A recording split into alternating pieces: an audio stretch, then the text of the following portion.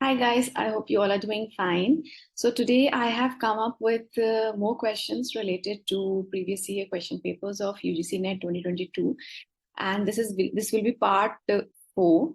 And I think in the coming 2 to 3 parts we'll be able to finish off our this question paper, and then I'll be moving on to other question papers. Okay, so today I'm actually little happy because I was trying my best to get one of my papers published in one of the top tier journals of Emerald. And 2 to 3 days before, I just got an acceptance, and finally it has got accepted. Why I always, in my shorts also and in my some of my community posts, I always keep on sharing about the importance of research, uh, particularly in the lives of a professor. Why? Because it is first of all a road to success. It is a road to career development. ठीक है, आप हमेशा future का आगे का सोचिए। जैसे कि अगर आप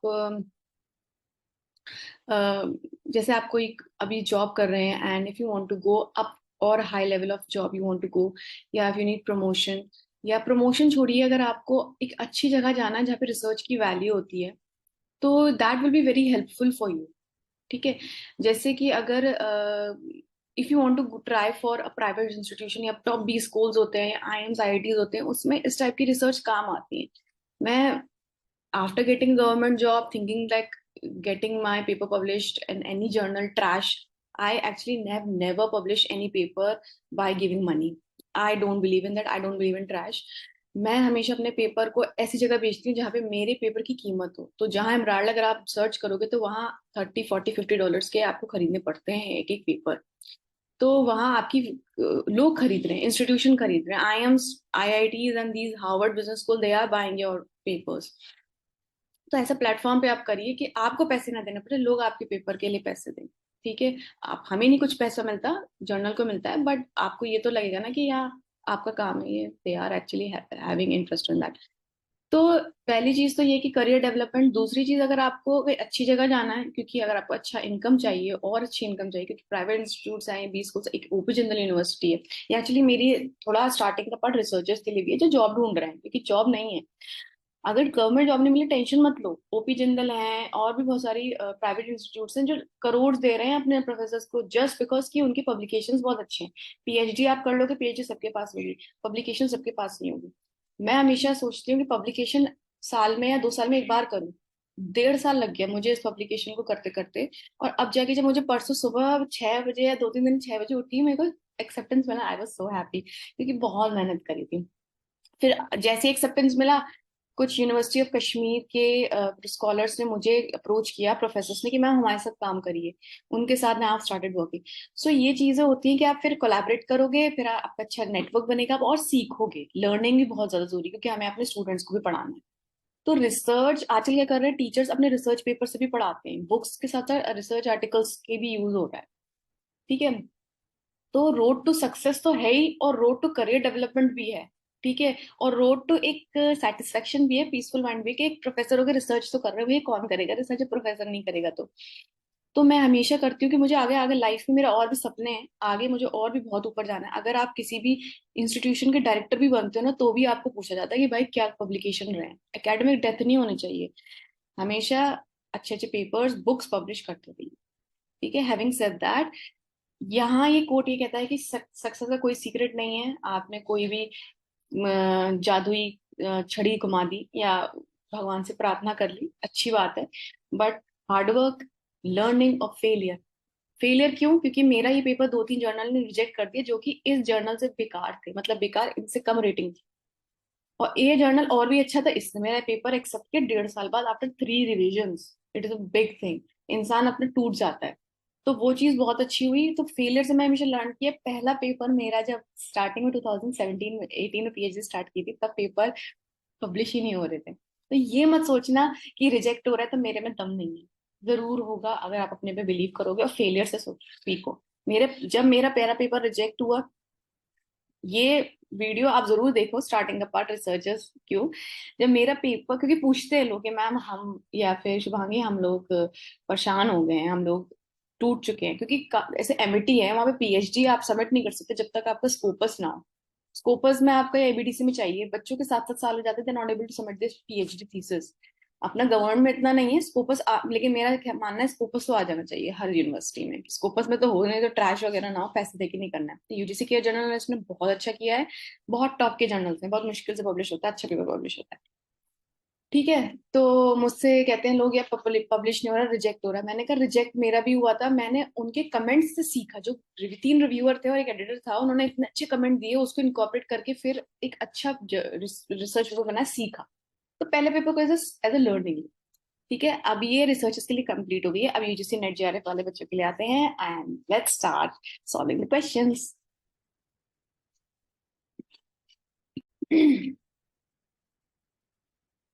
ओके, तो हमने लास्ट क्वेश्चन कर लिया था, यहाँ से स्टार्ट करना है 21 से। 1 मिनट। ओके, सो यहाँ क्वेश्चन, ये मार्केटिंग का क्वेश्चन है। Which of the following products would require intense modification in the international arena. International arena की बात हो रही है, डोमेस्टिक बाउंड्रीज की नहीं हो रही, means we are talking about the whole world. अब हमें इसमें क्या करना है कि tennis racket, cosmetics, notebook, computer, camera, इसमें आप किस तरीके से इसको डिडक्शन कर सकते हो। आप पहले आप डिडक्शन, आपको क्वेश्चन लगे ना थोड़ा क्या करूं, तो आप डिडक्शन करो। जैसे कि आपके पास है टेनिस, नोटबुक, कंप्यूटर, ये इरिस्पेक्टिव ऑफ जेंडर कोई भी यूज कर सकता है। टेनिस रैकेट कोई फीमेल के लिए अलग नहीं होता, कंप्यूटर्स कोई फीमेल के लिए अलग नहीं होता, कैमरा नहीं होता, जो दोनों जेंडर एक जैसा यूज कर सकते हैं। ठीक है, जेंडर या थर्ड कैटेगरी। तो कॉस्मेटिक्स, कॉस्मेटिक्स में क्यों इंटेंस मॉडिफिकेशन रिक्वायर्ड होता है, क्योंकि ये gender, first of all gender based होता है। वुमेन का कॉस्मेटिक्स में ज्यादा इन्वॉल्वमेंट होता है और मेन का कम होता है, और मेन की भी आजकल बहुत कॉस्मेटिक्स आने लगे हैं, तो उसके लिए इंटेंस मॉडिफिकेशन रिक्वायर होता है। फिर क्या होता है, कल्चरल डिफरेंसेस होते हैं। किसी किसी कल्चर में मेकअप जैसे अलाउड नहीं होता, या फिर कॉस्मेटिक्स का यूज अलाउड नहीं होता, या फिर आजकल लोग ना going without makeup, because people look more beautiful without makeup. तो लोगों कुछ कुछ चाहते हैं कि बहुत लाइट मेकअप हो, तो इस वजह से बहुत ज्यादा मॉडिफिकेशन रिक्वायर्ड रहता है। Next is residential status in income tax act is determined for which one of the following. जो रेजिडेंशियल स्टेटस होता है वो किसी भी इनकम टैक्स जब आप फाइल करते हो, तो किसी बंदे का रेजिडेंशियल स्टेटस होता है, एक होता है नॉट ऑर्डिनरी रेजिडेंट। ये इनकम टैक्स का कॉन्सेप्ट है, अगर आपको चाहते हैं कि एक अलग वीडियो बनाओ तो उसको भी कॉन्सेप्ट भी बताऊंगी। और एक होते हैं नॉन रेजिडेंट, जिन्हें एनआरआई कहते हैं। एनआरआई कहते हैं हमारे इंडियन कॉन्टेक्स्ट में। तो अगर आप उनकी टैक्स लाइबिलिटी निकालना चाहते हो इनकम टैक्स एक्ट के अकॉर्डिंग, तो उनका प्रीवियस ईयर में देखा जाता है फॉर असेसमेंट ईयर। जैसे अभी आपने टैक्स फाइल किया होगा, तो आपने 2022-23 का टैक्स फाइल किया होगा, असेसमेंट ईयर 2023-24 के लिए। तो हमेशा प्रीवियस ईयर के लिए आप उनका रेजिडेंशियल स्टेटस देखोगे। क्यों? क्योंकि अगर आपको पिछले साल का टैक्स पे करना है, तो उनके पिछले साल का रेजिडेंशियल स्टेटस देखोगे। अब नेक्स्ट जो आप फाइल रिटर्न करोगे, वो फाइनेंशियल ईयर 2023-2024 का होगा, जो आप करोगे कब? जुलाई 31 तक लास्ट डेट होती है, 31 2024 तक। किस असेस, ये हो गया आपका प्रीवियस ईयर, ये आपको याद रखना है। और असेसमेंट ईयर क्या हो गया, जब आप 2024 और 25 हो गया। तो इसी तरीके से जिन्होंने इस साल का फाइल किया है उनके लिए प्रीवियस ईयर का हो गया ये। आप अपना फॉर्म 16 है, जो भी फॉर्म है वो देखिए, तो आप इस साल का पेमेंट करोगे टैक्स, और असेसमेंट ईयर जो कि अब आ रहा है। ठीक है, next question is about negotiable instrument. You should know about the Negotiable Instrument Act of 1881. I keep on telling it because that comes in form of an MCQ. Next, the options are: a check is always drawn on a banker. A check requires the acceptance by the drawee. In the bill of exchange, can be drawn payable to bearer on demand, but make a conditional. सबसे पहला तो ठीक है कि banker पे draw किया जाता है. A check is always drawn on a banker.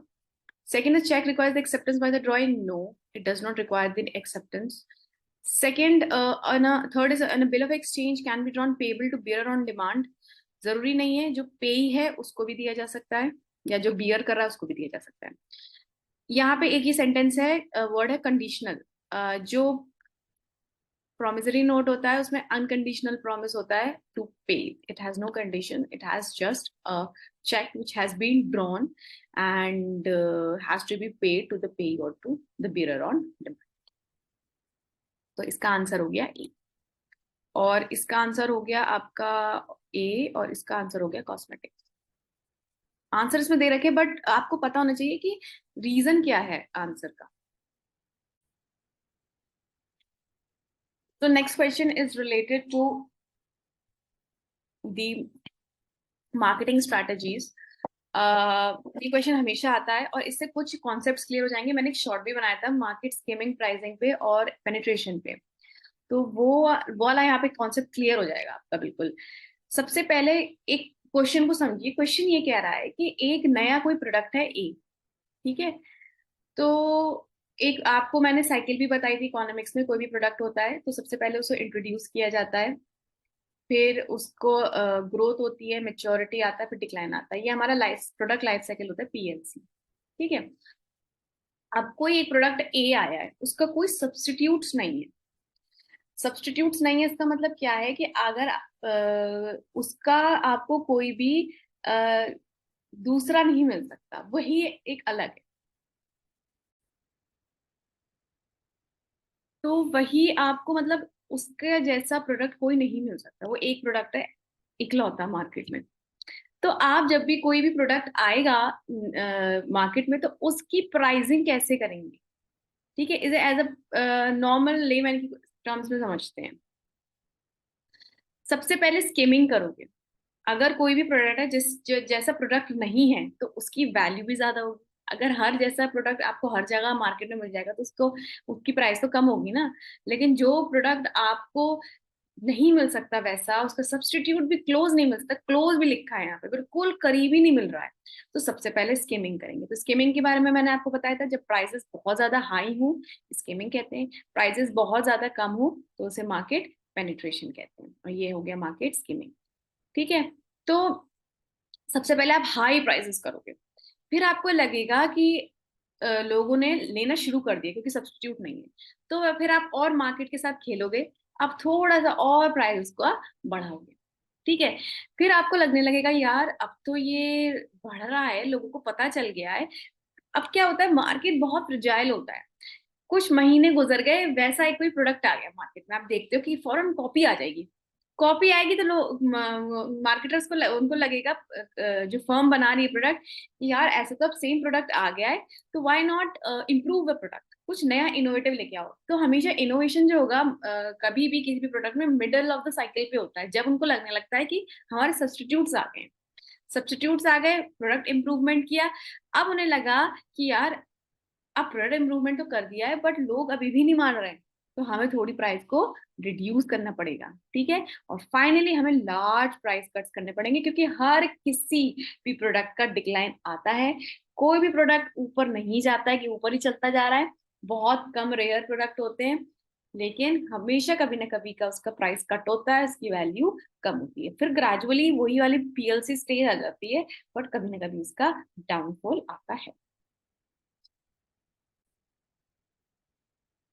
Now, next is the most significant and widely used country rating index in international business risk are given by which one of the following. So, सबसे पहला है आपका berry index, very important. इसका अलग से question आ जाता है कि ये क्या करता है, ये रेटिंग करता है बिजनेस रिस्क को on based on three factors. इसके थ्री फैक्टर्स होते हैं, एक तो होता है ओआरआई, एक होता है ऑपरेटिंग रिस्क, ओआरआई मतलब ऑपरेटिंग रिस्क होता है, एक होता है आपका पॉलिटिकल, पॉलिटिकल रिस्क भी बहुत ज्यादा इंपॉर्टेंट है, पीआर, क्योंकि हम इंटरनेशनल बिजनेस की बात कर रहे हैं। लास्ट होता है रिपैट्रिएशन रिस्क, इसको आर फैक्टर भी कहते हैं, ये होता है रेमिटांस एंड रिपैट्रिएशन इंडेक्स।